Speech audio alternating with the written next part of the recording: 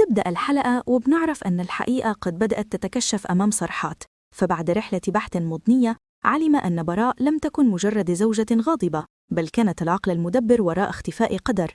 جلس في مكتبه والصمت يطبق على المكان حتى قطعه دخول شخيه جان.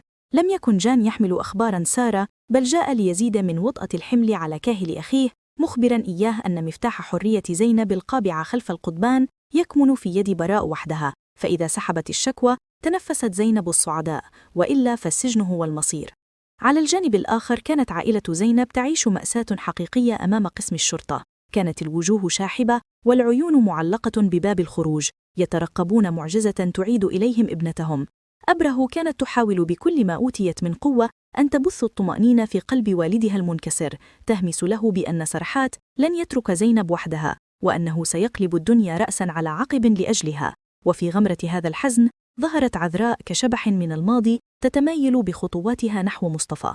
حاولت عذراء أن تستغل لحظة الضعف لتبث في أذنه كلمات الاعتذار والندم، راجية أن يعود إليها ويترك غمزة، لكن مصطفى الذي صقله الألم نظر إليها ببرود لم تعهده منه، وقال بلهجة قاطعة: غمزة فتاة طيبة، قلبها لا يعرف الغدر الذي يسكنك، وهي لن تكسر قلبي كما فعلت أنت.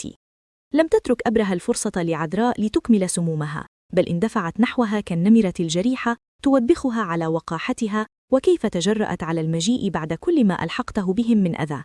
في هذه الأثناء كان سرحات قد وصل إلى براء. كانت المواجهة بينهما كأشبه بلقاء النار والجليد. لم يستخدم سرحات كلمات الحب، بل استخدم لغة التهديد والوعيد، مطالبا إياها بسحب الشكوى فورا. صدمت براء من قسوته ونظرت إليه بعينين مغرقتين بالدموع قائلة: ألم تنسى يا سرحات؟ اليوم هو ذكرى زواجنا. لكن رد سرحات كان كطعنة خنجر: وكيف أنسى اليوم الذي ارتكبت فيه أكبر غلطة في حياتي؟ وأردف مهددا إياها بالسجن والتبليغ عن جرائمها إذا لم تنفذ ما أمره به. شعرت براء بزلزال يضرب كيانها، فهي تعلم أن سرحات إذا قال فعل. أما في القصر المهجور من الروح كان جيهان يصارع عجزه في غرفته. حاول الوصول إلى كوب ماء، لكن يده المرتجفة خذلته ليسقط الكوب ويتحطم إلى 100 قطعة. صرخة ألم ويأس خرجت من صدره، هزت أركان البيت، فاندفعت أمه إليه بقلب مفطور. سقط جيهان تحت قدميها يلتمس منها السماح أن تنتشله من هذا الضياع، لكن قلب الأم الذي جرحه جيهان في أغلى ما تملك، أخيه، كان قد تحجر. قالت له بمرارة: لو مت أمام عيني فلن يرف لي جفن ولن أغفر لك ما فعلته. غادرت الغرفة تاركته غارقا في دموعه، محطما كحطام الكوب الذي بين يديه. داخل جدران السجن الباردة كانت زينب تنتظر قدرها، فدخلت عليها براء بابتسامة صفراء ساخرة محاولة كسر روحها، مخبرة إياها أن هذا المكان القذر هو بيتها الحقيقي. لكن زينب ردت بكل ثقة بأنها تعلم أن خروجها بات قريبا، لأن سرحات لن يصمت. سألتها زينب بسخرية: حتى لو ابتعدت عن سرحات كما طلبت، هل تعتقدين حقا أن خيالك المريض سيعيده إليك؟ اشتعل الغضب في قلب براء وردت بقسوة: ستخرجين نعم، ولكن قدر لن تكون معك. سأخذها الآن. صرخت زينب وتوسلت إليها أن تترك الطفلة البريئة، لكن براء أدارت ظهرها ومضت، تاركة خلفها أماً بقلب ممزق. في قصر سرحات كانت الأمور تزداد تعقيداً. خيال وكيم لاحظتا حزن جدتهما واكتشفتا أن قلبها بدأ يحن لجان. قررت خيال سراً أن تذهب لتطمئن عليه، متحدية أوامر والدها الصارمة بعدم ذكر اسمه. تسللت كاللص من البيت وذهبت لبيت عمها، حيث وجدت جان في حالة يرثى لها. عندما رآها جان انهمرت دموعه وبدأ يسأل عن أحوال العائلة، بينما أخبرته خيال أن والدها يرفض حتى سماع اسمه. سألته ببراءة الأطفال: ماذا فعلت ليحقد عليك والدي هكذا؟ فأجابها بأسى أنها أمور كبار لا يجب أن تشغل بالها بها، وطلب منها طلبا بسيطا هو أن تساعده ليرى الحديقة التي حرم منها. وبينما هي تغادر قال لها بكلمات بدت كوداع: تذكري دائما يا خيال أنني أحبك مهما حدث. لم تنتهي مآسي اليوم هنا، فقد ظهرت أم براء فجأة في القصر، لا لتواسي بل لتطالب بالمال لسداد ديون القمار. واجهتها أم سرحات باحتقار وحاولت طردها، لكن أم براء كانت تملك ورقة ضغط قذرة، فقد هددتها بفحش سرها لسرحات وإخباره بأن أمه هي من وشى بمكان قدر في المستشفى. ارتعشت أم سرحات خوفا من ضياع ابنها منها، فوافقت صاغرة على دفع المال.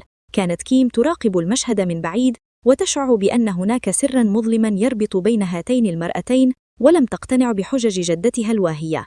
بينما كانت غمزة تحيك شباكها حول سرحات متظاهرة بالخوف والحرص على زينب وقدر، كان سرحات يدرك تماماً أنها تلعب لعبة المصالح، لكنه جار كذبها لأنه كان بحاجة لأي معلومة.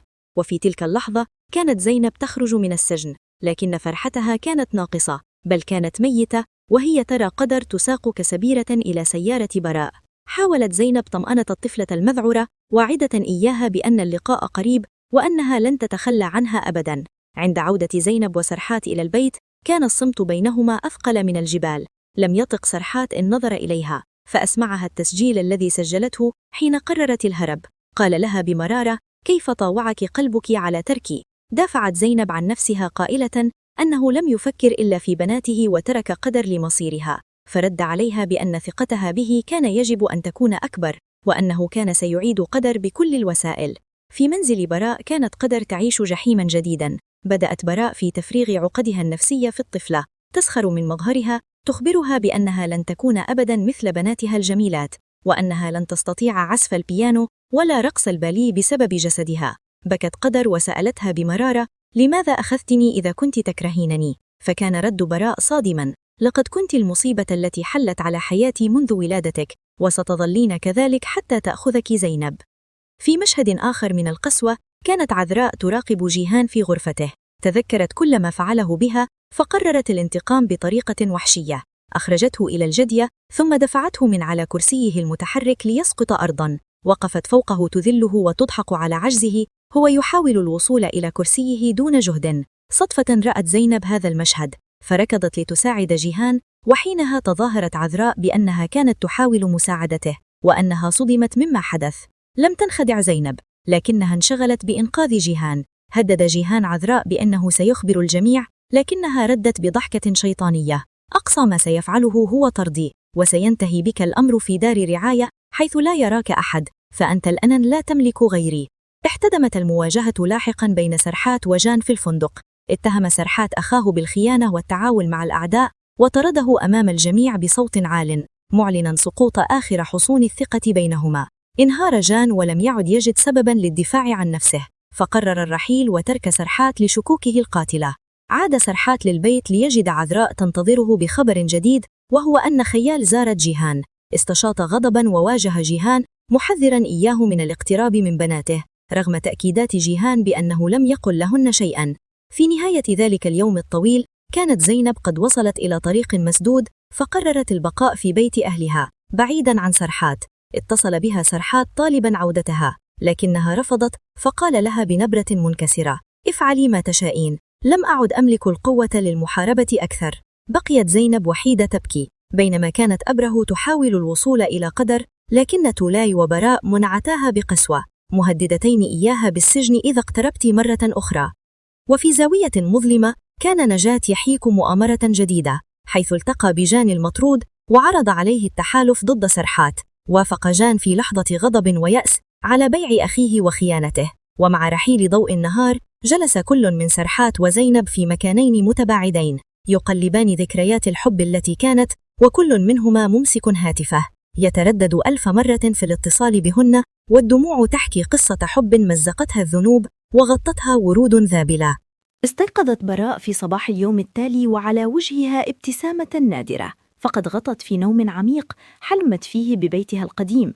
رأت ابنتيها كيم وخيال تمرحان حولها، ورأت سرحات يقف بجانبها بحنان يهمس لها بأن كل ما مرت به من كوابيس لم يكن إلا أضغاث أحلام. كانت لحظات من السعادة الوهمية جعلتها تشعر بأن الحياة عادت لمجاريها، لكن الواقع كان أقسى من أن يتركها في خيالها الجميل. فتحت عينيها لتجد قدر الصغيرة تقف أمامها بملامح خائفة، تطلب منها أن تساعدها في تصفيف شعرها لأنها لا تستطيع فعل ذلك وحدها. استشاطت براء غضباً، فالحلم تبخر وحل محله الواقع المرير. أمسكت بالمشط وبدأت تجذب شعر الطفلة بقسوة، تصففه وهي تتأفف من خشونته كما كانت تدعي، ولم تأبه لدموع الصغير وصرخاته المكتومة من الألم. وبكل برود طردتها من الغرفة دون أن تقدم لها لقمة إفطار واحدة، لتذهب قدر إلى المدرسة بشعر مبعثر وقلب مكسور. على مائدة إفطار أخرى كانت زينب تجلس مع عائلتها، لكن عقلها كان في مكان آخر.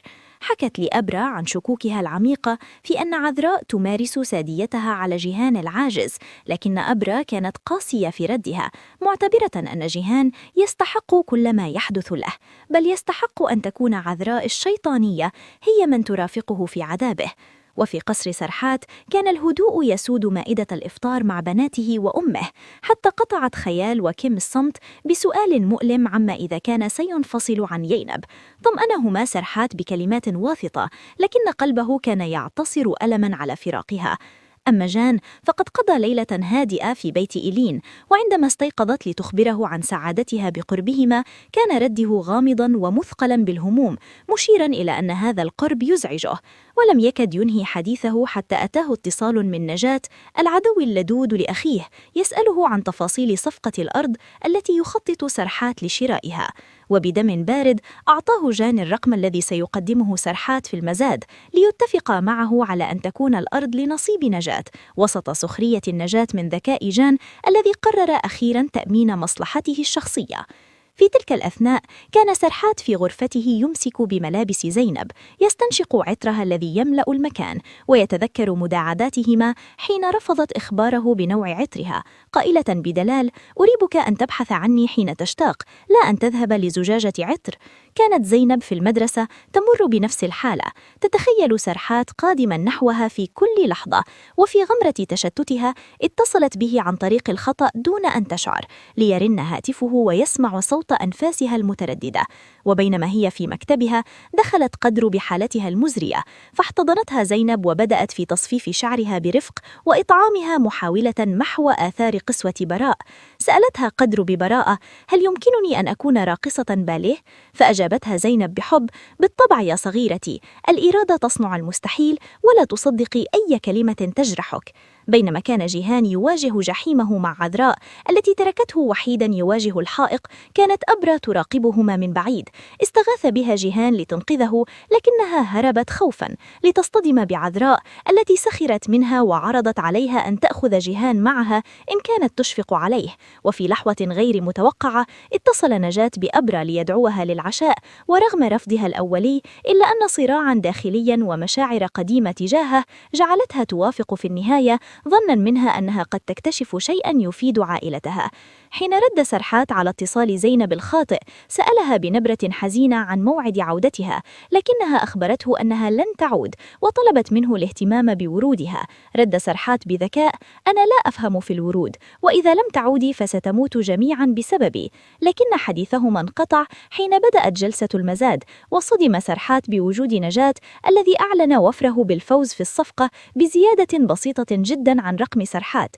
كان سرحات يعلم في قرارة نفسه أن هناك خائنا، لكن نجاة تركه يغرق في ظنونه.